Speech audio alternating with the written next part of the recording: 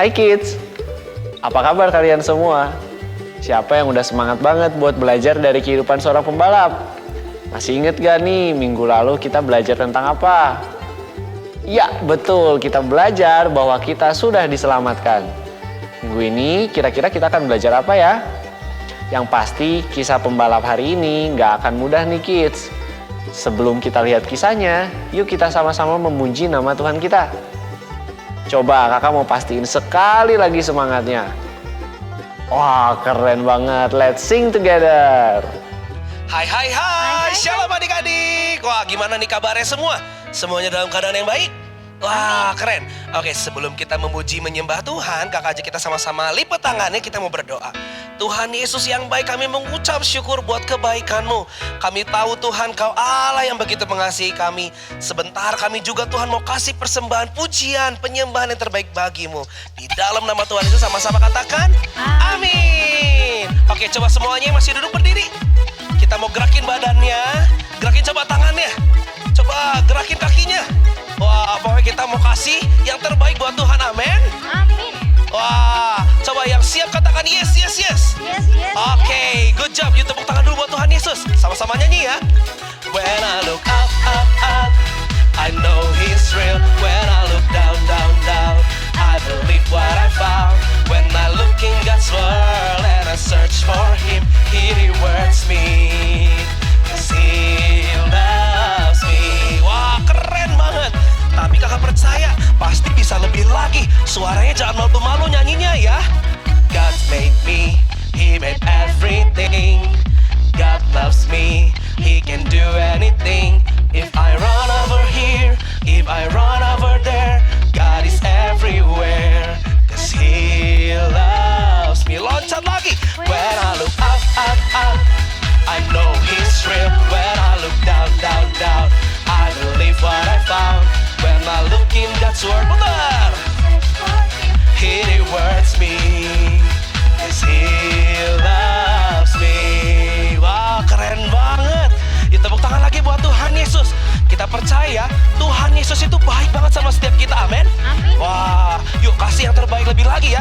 Dari awal tapi cuma adik-adik sama kakak-kakak singer. Tapi jangan lupa gerakan ya. God made me. Ayo suaranya. Lagi ke sebelah sana dulu. Mutar. 'Cause He loves me. Bareng-bareng lagi ya. When I look up. Good. When I look down, I believe what I found. When I look in God's world and I search for Him, He rewards me. 'Cause He loves me. Lagi suaranya. When I look up, I know He's real. When I look down, I believe what I found. When I look in God's world and I search for Him, He rewards me. 'Cause He loves. One more time. When I look up, I know He's real. When I look down, I believe what I found. When I look in God's world and I search for Him, He rewards me. 'Cause He loves me. 'Cause He loves me. Sekali lagi. 'Cause He loves me. Yuk tepuk tangan buat Tuhan Yesus. Woo. Wow, very good adik-adik. Keren banget. Kita mau sama-sama bilang bahwa Tuhan Yesus baik. Sama-sama bilang ya, 1, 2, 3. Tuhan Yesus baik. Wah, keren banget.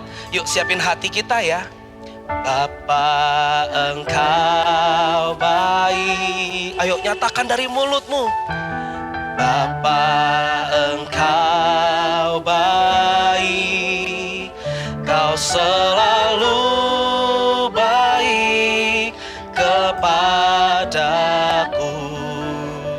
Bapakku cinta Kau. Ayo lebih sungguh-sungguh lagi dari awal.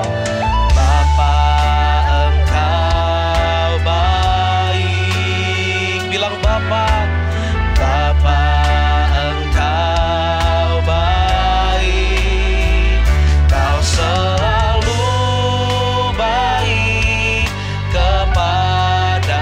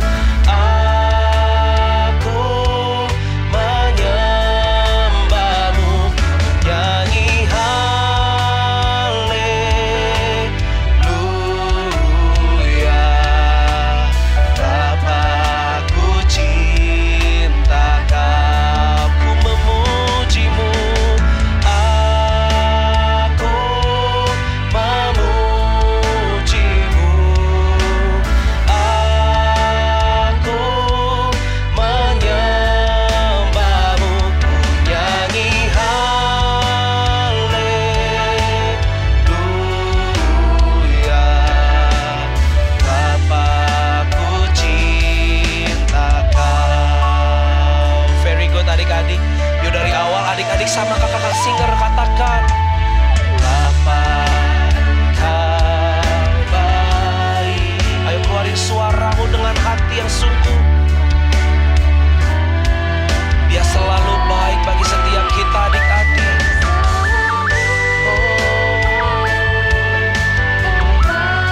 Kami cinta Kau. Jadi sekali lagi angkat kedua tanganmu, nyanyikan. Aku memujimu. Aku menyembahmu. Nyanyi haleluya.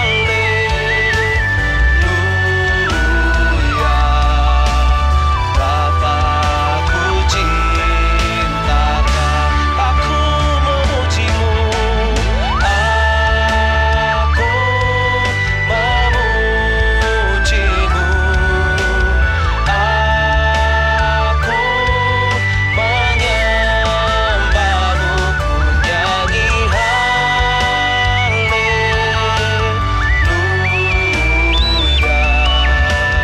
Bapakku cintakan. Ayo dengan lembut sekali lagi bilang, aku memujimu. Aku menyembahmu. Nyanyi haleluya.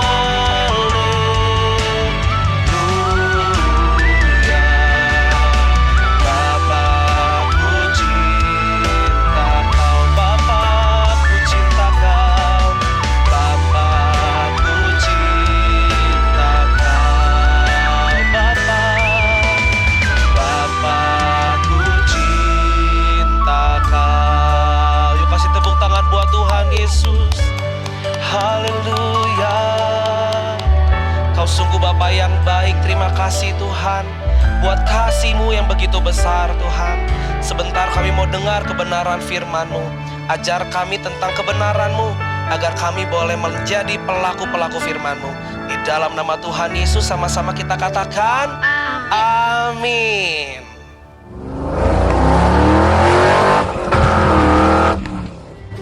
Ya, sorry ya coach. Aku belum menang saat ini. Aku belum bisa bawa pulang piala kemenangan pertandingan kali ini.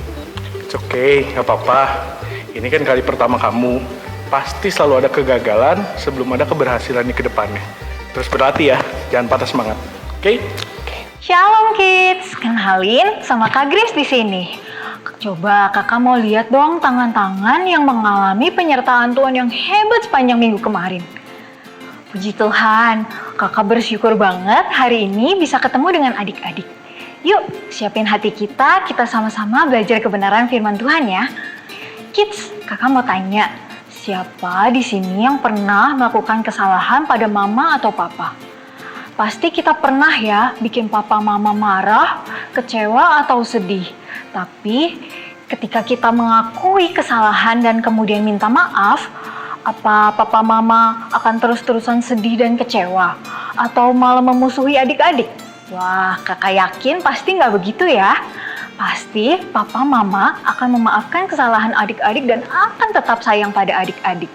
Tentu saja setelah itu kita nggak boleh mengulangi kesalahan yang sama. Hari ini kakak mau cerita tentang seorang murid Tuhan Yesus yang pernah berbohong. Dia berbohong bilang kalau dia nggak kenal sama Tuhan Yesus, bahkan sampai 3 kali. Iya benar, hari ini kakak mau cerita tentang Simon Petrus. Kids, kalian pasti masih ingat ceritanya kan? Petrus pernah menyangkal Tuhan Yesus ketika Tuhan Yesus hendak diadili. Ia mengaku ia nggak kenal siapa Tuhan Yesus. Setelah Tuhan Yesus bangkit, Tuhan Yesus sudah beberapa kali menampakkan diri kepada murid-muridnya, termasuk pada Simon Petrus juga. Tapi Tuhan Yesus nggak pernah membahas peristiwa Petrus menyangkalnya. Aduh, pasti Petrus malu sekali dan merasa bersalah karena dia pernah menyangkal Tuhan Yesus. Ia sudah minta ampun, tapi Petrus berpikir pasti Tuhan tidak mau lagi percaya padanya. Petrus juga cemas, apa murid-murid yang lain tahu ya? Atau mereka tahu kalau Petrus merasa bersalah dan menyesal karena menyangkal Tuhan Yesus. Pada suatu malam, beberapa orang murid mengikut Petrus pergi mencari ikan di Danau Tiberias. Semalaman mereka berada di danau, mereka tidak menangkap satupun ikan. Sampai pagi hari ketika matahari sudah mulai terbit, mereka masih tidak mendapat satupun ikan. Di pinggir danau, ada seorang pria berdiri dan berteriak, "Hai anak-anak, apa kamu mempunyai lauk pauk?" Para murid menjawab, "Tidak ada." Kemudian pria itu menyuruh murid-murid untuk menebarkan jala ke sebelah kanan perahu. Para murid taat dan wow, seketika jala mereka langsung penuh dengan ikan. Yohanes sadar siapa pria itu. Itu Tuhan Yesus. Tanpa menunggu lagi, Petrus pun melompat ke air, berenang menuju Tuhan Yesus. Yang lain mengikut dengan perahu. Di tepi danau, Tuhan Yesus sudah membakar ikan dan roti untuk mereka makan bersama-sama. Setelah makan bersama, Tuhan Yesus bertanya pada Petrus, "Simon, anak Yohanes, apa engkau mengasihi aku lebih daripada mereka ini?" Petrus langsung menjawab, "Benar Tuhan, engkau tahu bahwa aku mengasihi engkau." Kata Tuhan Yesus, "Gembalakanlah domba-dombaku." Lalu Tuhan Yesus bertanya lagi untuk kedua kalinya, "Simon, anak Yohanes, apa engkau mengasihi aku?" Jawab Petrus, "Benar Tuhan, engkau tahu bahwa aku mengasihi engkau." Kata Tuhan Yesus, "Gembalakanlah domba-dombaku." Lalu Tuhan Yesus bertanya lagi untuk ketiga kalinya, "Simon, anak Yohanes, apa engkau mengasihi aku?" Lalu Petrus menjadi sedih karena Tuhan Yesus bertanya sampai 3 kali. Dalam hati Petrus bertanya-tanya, "Apa Tuhan Yesus tidak percaya padaku? Apa karena aku pernah menyangkal Tuhan Yesus sebanyak 3 kali?" Lalu Petrus menjawab, "Tuhan, engkau tahu segala sesuatu. Engkau tahu bahwa aku mengasihi engkau." Kata Tuhan Yesus kepadanya, "Gembalakanlah domba-dombaku." Pada akhirnya, Tuhan Yesus berkata pada Petrus, "Ikutlah aku." Tuhan Yesus sayang kepada Petrus. Dia mendatangi Petrus, mengampuni Petrus, bahkan memberi kesempatan untuk menjadi gembala. Seperti kata Tuhan Yesus dulu tentang arti nama Petrus, yaitu, "Di atas batu karang ini akan kudirikan gerejaku." Tuhan Yesus mempercayakan Petrus sebagai pemimpin gereja atau gembala. Sebagai gembala, Petrus dipakai Tuhan untuk melayani orang-orang yang mau mengenal Tuhan Yesus lebih lagi. Dengan mempercayakan tugas sebagai gembala, Tuhan Yesus sudah mengampuni dan melupakan dosa Petrus. Tuhan Yesus membenci perbuatan dosa, tapi Dia begitu mengasihi orang-orang yang berdosa. Seperti yang telah kita pelajari minggu lalu, upah dosa adalah maut. Tetapi karena kasih-Nya, Tuhan Yesus mau turun ke dunia, mati di salib untuk mengampuni dosa manusia, termasuk dosa kakak dan adik-adik. Sehingga kita memperoleh kesempatan untuk hidup kekal bersama-sama dengan Tuhan di surga. Tuhan Yesus mau mengampunimu saat kamu berbuat dosa, asal kamu mau mengakui dan minta ampun. Jadi, jika kamu percaya pada Tuhan dan mengaku dosa, maka kamu sudah diampuni. Kalau kamu sudah diampuni, kamu juga harus mengampuni dirimu sendiri. Mengampuni diri sendiri artinya jangan terus merasa bersalah. Seperti Tuhan Yesus memberikan kesempatan pada Petrus untuk memperbaiki hidupnya, Tuhan Yesus juga mau memberikan kesempatan bagi kita. Si iblis pasti gak suka banget tuh kalau kamu percaya pada Tuhan Yesus. Dia akan terus cari cara supaya kamu berbuat dosa dan meninggalkan Tuhan Yesus. Dia senang sekali saat kamu berbuat dosa. Makanya kamu harus belajar dari kesalahan yang kamu lakukan. Jangan diulangi lagi. Jangan mentang-mentang sudah diampuni, lalu kamu terus-menerus berbuat dosa. Itu tandanya kamu masih hidup dalam dosa. Kalau kamu bolak-balik berbuat dosa, berarti kamu tidak menghargai pengorbanan Tuhan Yesus. Dosa itu tidak baik untuk dirimu sendiri, jadi kamu harus merubah sifat-sifat buruk kamu. Gimana caranya, Kak? Berdoa, minta pimpinan Roh Kudus, dan rajin bersaat teduh. Dalam saat teduh, kita berdoa, memuji Tuhan, membaca, dan merenungkan firman Tuhan. Jadi, adik-adik harus ingat, dosa yang diampuni adalah dosa yang sudah kamu akui. Sebagai orang yang sudah diampuni, kamu wajib hidup seperti Tuhan Yesus hidup. Tuhan Yesus benci dosa, kamu juga harus benci dosa, tidak tertarik untuk berdosa. Adik-adik tidak mudah untuk hidup seperti Tuhan Yesus hidup, maka kamu harus minta pimpinan Roh Kudus. Firman Tuhan selesai, yuk mari kita berdoa bersama-sama. Tuhan Yesus, kami mengucap syukur untuk kebenaran firman-Mu pada hari ini. Tuhan Yesus, kami mengucap syukur untuk kebaikan-Mu yang mau mati menghapuskan dosa kami. Tuhan, ampuni segala dosa dan pelanggaran kami ya. Kami mau hidup seperti Tuhan Yesus hidup. Roh Kudus pimpin kami ya. Dalam nama Tuhan Yesus, kami sudah berdoa dan mengucap syukur. Haleluya. Amin.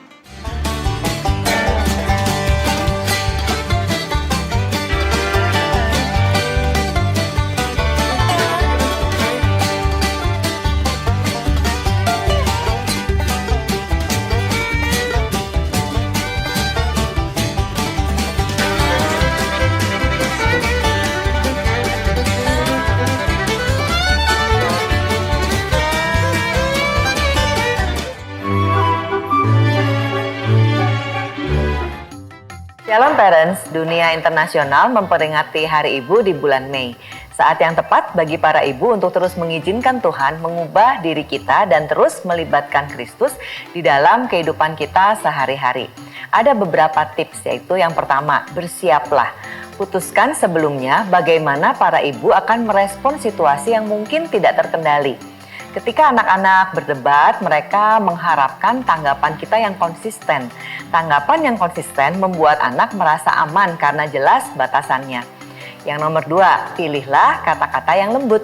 Amsal 15 ayat pertama mengatakan jawaban yang lemah lembut meredakan kegeraman, tetapi perkataan yang kasar membangkitkan amarah.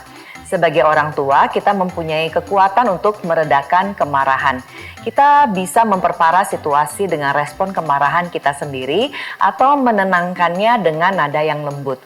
Ketika kita berbicara kasar kepada anak tanpa kita sadari, hubungan dengan anak akan berubah.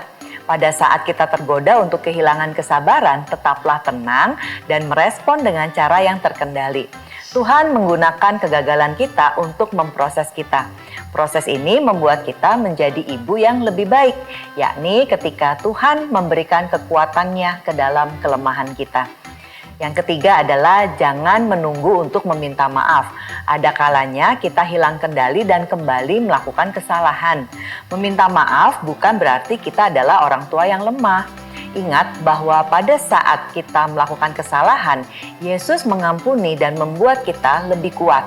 Kekuatan inilah yang membuat parents dapat meminta maaf kepada anak-anak. Kita perlihatkan bahwa Tuhan juga bekerja di dalam hati kita. Kemudian kita bisa terbuka kepada anak-anak tentang pergumulan yang kita hadapi. Dan kita bisa berbagi kebenaran bahwa kasih karunia Allah cukup dan kuasanya sempurna di dalam kelemahan seperti yang tertulis dalam 2 Korintus 12 ayat yang ke-9. Poin yang keempat adalah menerima bahwa diri kita memang bukan orang yang sempurna. Izinkan anak-anak melihat bahwa tidak apa-apa untuk tidak menjadi sempurna dan bahwa Yesus tetap mengasihi kita sebagai ibu yang lemah. Hal ini akan membuat mereka memahami kasih dan kuasa Tuhan dengan cara yang benar-benar baru. Mereka melihat bahwa Yesuslah yang mengubah hati semua orang dan menjadikan kita lebih baik, termasuk kita para ibu. Suatu hari nanti ketika anak-anak sudah dewasa, kita berharap mereka mengingat kembali saat-saat ketika ibu kehilangan ketenangannya dan menyadari bahwa kasih karunia Tuhan ada di sana. Melibatkan anak yang melihat bagaimana Tuhan terus-menerus mengubah hati kita akan memberikan pengalaman sehingga anak-anak akan memahami bahwa Tuhan juga memiliki kuasa untuk mengubah hati mereka. Parents, para ibu khususnya, bersukacitalah karena di dunia di mana banyak tekanan untuk menjadi ibu yang sempurna, kita masih dapat menemukan kebebasan di dalam menyatakan bahwa hanya Kristus yang menjadikan kita ibu yang lebih baik. Dan ketika kita bergantung kepadanya, Dia akan setia melakukan hal ini. 2 Petrus 1 ayat ketiga mengatakan kuasa ilahinya telah menganugerahkan kepada kita segala sesuatu yang berguna bagi kehidupan dan kesalehan. Tidak terkecuali peran sebagai ibu. Seiring berjalannya waktu, libatkan anak-anak untuk melihat para ibu yang bergantung penuh kepada Yesus untuk semua kebutuhan dan pergumulannya.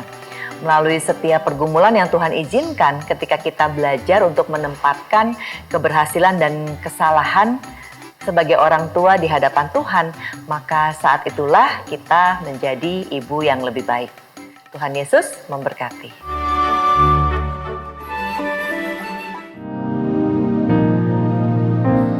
Tuhan Yesus, ampunilah bangsa kami dan bangsa-bangsa di dunia. Ajarlah kami jalan kebenaran-Mu. Tuhan berkati dan urapi terus Opa Niko untuk membawa kami semua memberitakan Injil, agar banyak orang menerima pengampunan dan keselamatan. Tuhan Yesus, terima kasih karena Engkau hidup. Kami yang percaya kepadamu diampuni dosa-dosanya. Kami disucikan dan tidak berbuat dosa lagi. Kami jadi seperti-Mu, suka mengampuni orang lain. Adik dan parents, mari siapkan hati untuk menerima berkat Tuhan. Demikianlah firman Tuhan. Tuhan memberkati dan melindungi engkau.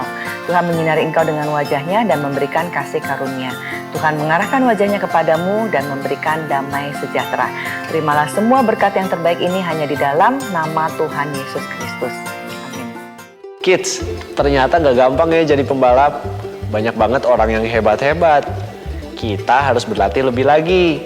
Adik-adik juga ya, di sekolahmu berlatihlah lebih giat untuk pelajaran-pelajaran yang belum kamu kuasai. Mungkin kamu juga pernah merasa nggak puas ya, atau belum berhasil mendapatkan prestasi terbaik. It's okay, tapi berjuang lagi ya kids. Wah, minggu depan pasti lebih luar biasa lagi deh. Tetap jaga semangat ya kids. See you next week.